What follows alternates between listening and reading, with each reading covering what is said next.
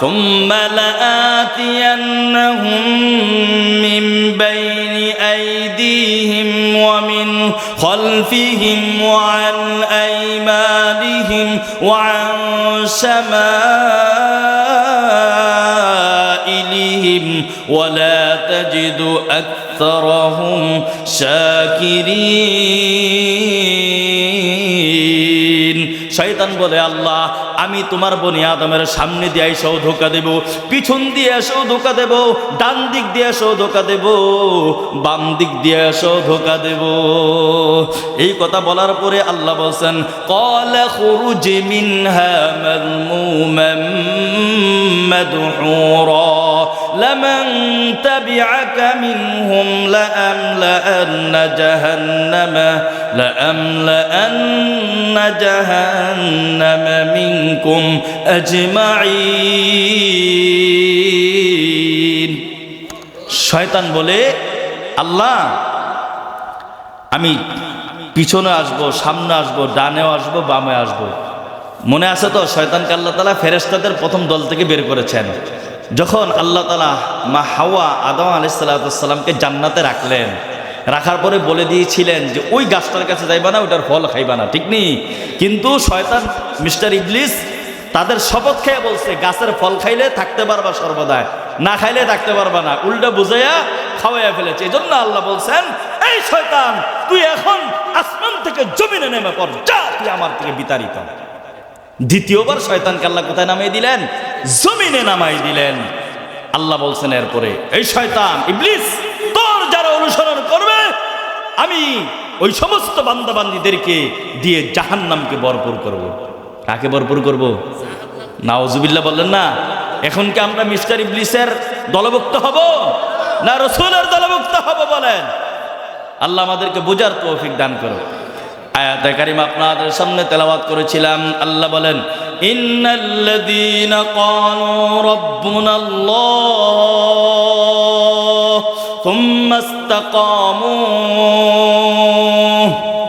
আল্লাহ বলেন, নিশ্চয়ই যে সমস্ত বান্দারা আমি আল্লাহকে স্বীকৃতি দেয়, আমি আল্লাহ একক, আমার রব হিসাবে, আমি প্রতিপালক হিসাবে মেনে নেয়, সুম্মা ইসতাকামু, মুফাসসির ব্যাখ্যা করেন ইসতাকামু অর্থ হলো ঈমান আর তৌহিদের উপরে অটল থাকা। বলেন, ঈমান আর তৌহিদের উপরে কি থাকা?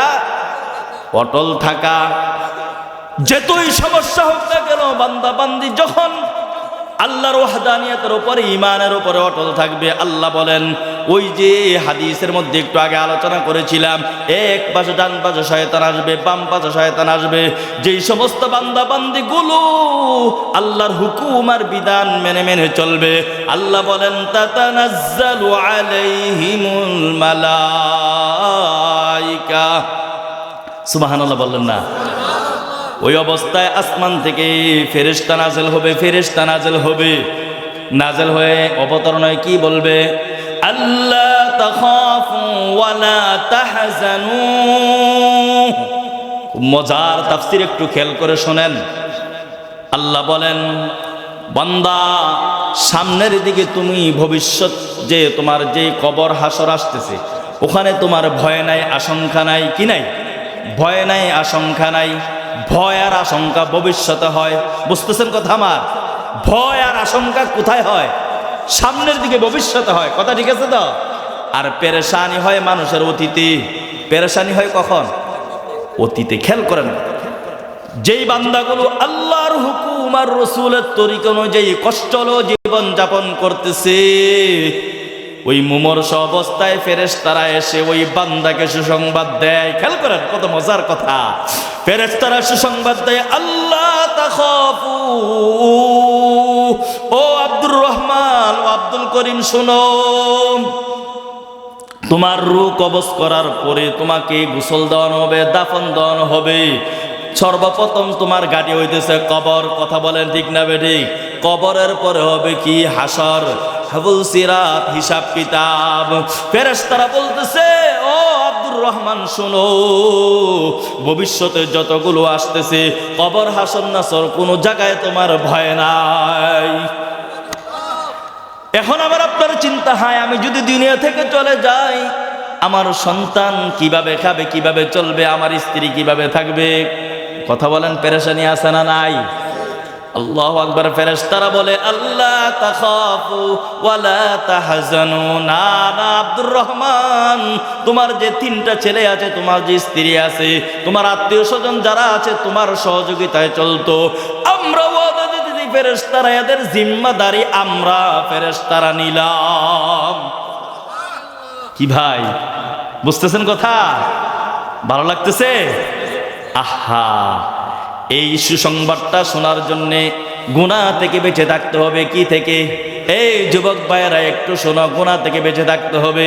ও যুবক শোনো, তোমার মতো সাইয়্যিদুনা ইউসুফ আলাইহিস সালাম তো যুবক ছিল। কথা বলেন ঠিক না বেঠিক? ছিল কি না?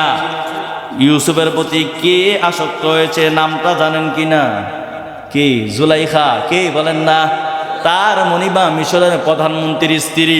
কোরআনে এইভাবে আসছে ওয়ারাওয়াদাতুহুল্লাতী হুয়া ফি বাইতিহা আন